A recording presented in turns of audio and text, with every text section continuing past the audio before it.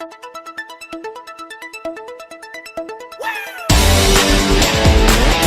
the PolitiChicks. Meet the PolitiChicks. I know what you're thinking. You're thinking, what's a movie tradesman doing out here? You know, they're all left-wingers out there, left of Lenin. At least that's what people think, but that's not really the case. There's a lot of conservative people, a lot of moderate people, Republicans, Democrats in Hollywood. It's just that conservative people, by the nature of the word itself, play a little more close to the vest, and they don't go around hot dogging it. So,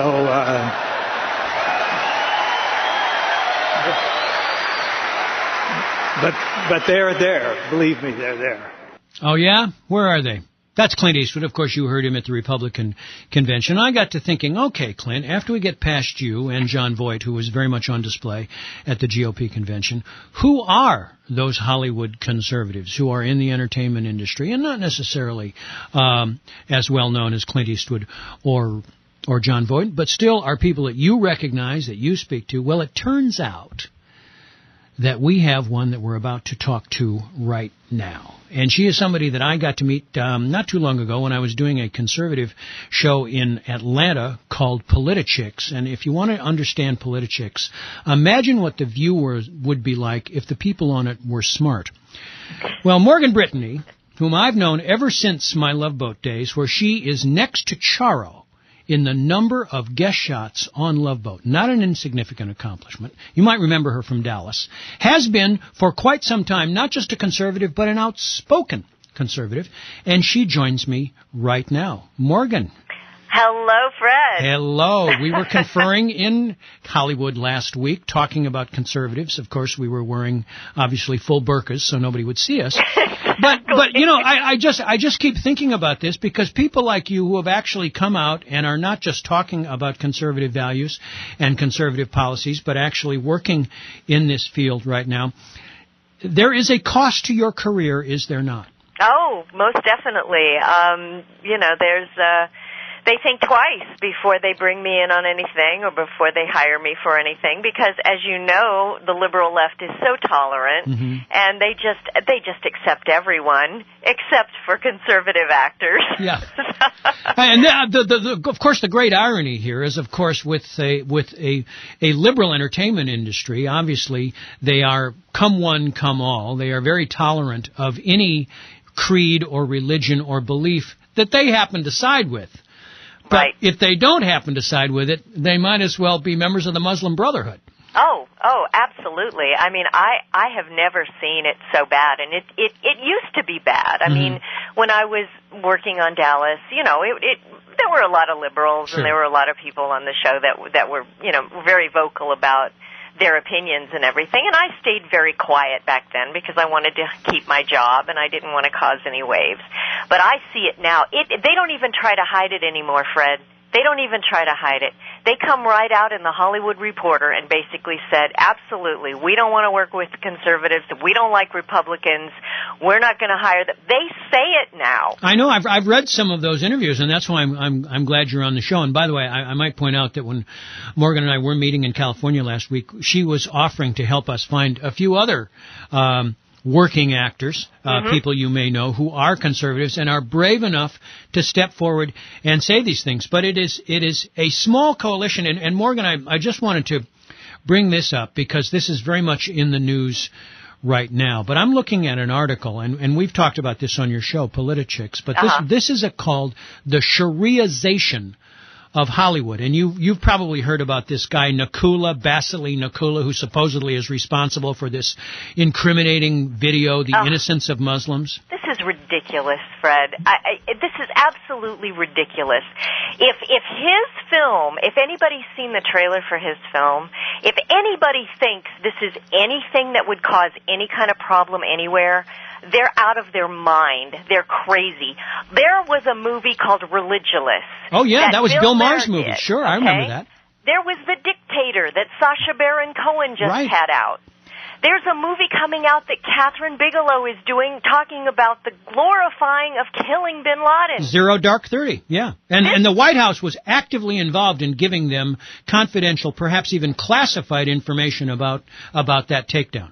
That is exactly right. So if these people keep that mantra up of, oh, it's all from this film, it's ridiculous. Well, I mean, you think for 1 minute that if there's a Muslim uprising after the bin Laden film comes out, they're going to go and grab Catherine Bigelow in the middle of the night and take her in for questioning? No, they'll take her out to dinner. They'll give her an award. But I wanted to go a little further into this because this really makes the point. And I did not know this. Maybe you did. Mm-hmm. But apparently in 2005, Steven Spielberg, obviously very successful, very liberal, and the director of a very successful movie called Munich, which came out, years ago, about the attack and retaliation against the Olympians in 72.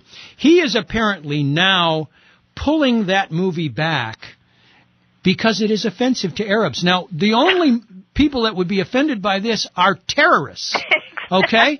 And yet, Steven Spielberg, Mr. Liberal, is essentially, well, let's not air this. And just one final point, which I'm sure you'll appreciate. This, I think, is the best statement of all. Here is one of your prominent Hollywood producers who said the following: if they'll protect a scumbag like me, then they'll protect all of you. That was Larry Flint talking about his movie, The People versus Larry Flint. Now, they'll protect Larry Flint. They'll protect scumbags, but they won't protect Christians. They won't protect conservatives.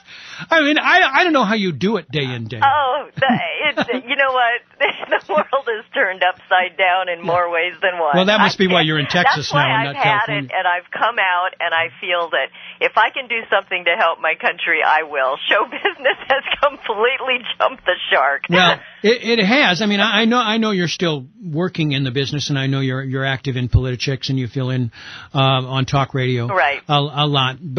But how about the conversion factor, Morgan? I mean, when you get some of these people alone, is it possible for them to see just how bankrupt their ideas might be, or do they even give you the courtesy of their attention? Well, and I'll tell you, the older ones that are very, very set in their ways, they're not going to change, and you're not going to change their minds, and they don't like us, and nothing is going to change that. However, I did have a conversation with a young girl when I was in Canada doing a television show. Mm-hmm. And this young girl was, we got into a political conversation, and she said she was a liberal and a feminist and all this.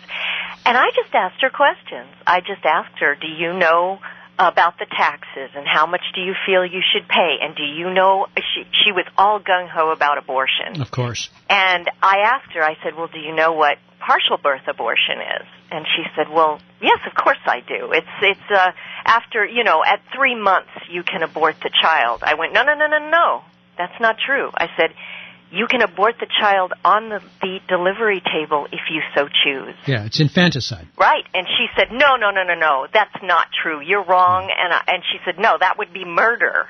And I said, exactly. And I said, and do you know who advocates for that? Do you know who basically voted for that? Your president, Barack Obama. Well. And she, no, you're lying to me.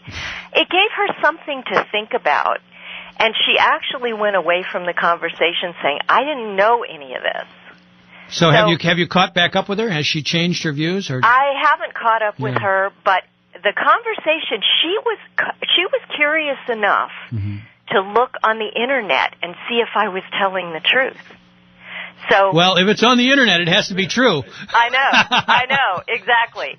But she basically looked it up, and she said, I looked at the voting record. You're right. I didn't know about this. I didn't know. And it kind of made her think a little bit. So I think that if we have the facts on our side, Fred, I think that that's the difference between the Republican Party and the Democrat Party. Well, but unfortunately, facts don't seem to make a difference, quite honestly. If you call somebody a racist as opposed to saying, well, this guy was against some provisions of the Civil Rights Amendment that would have favored one minority group over another. Right. That, by the way, was a criticism leveled against me when I was still in the House. It's a lot easier to bring that person down. And as you know, because I know you were at the Republican convention, and I know there were plenty of Democrats kind of moving in and around those precincts. Right. Many of them think that we're stupid Oh. just because we don't speak in the simple nouns and verbs and slanders that they do. Absolutely.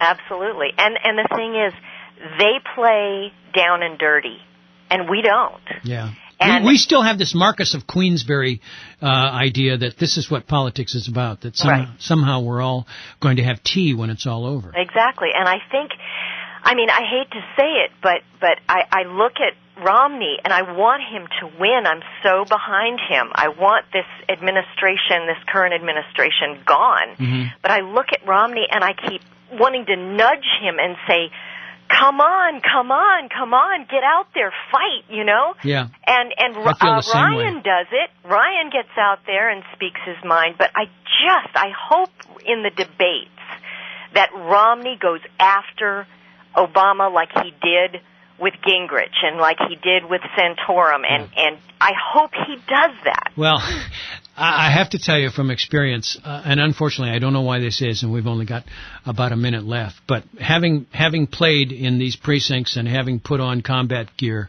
Republicans are much better at forming a circular firing squad and firing on their own than they are at firing at Democrats. And if you can fix this by bringing in a Hollywood coalition and teaching us how to fight, we're going to be a lot better off. Morgan, we're going to have to leave it there. I know you're helping us line up other conservatives like you, but keep fighting the good fight, and hopefully we will talk again very soon. Morgan Brittany, Thank you. Courageous conservative, and by the way, a damn good actress, if I may say so. I know that because she was on Love Boat.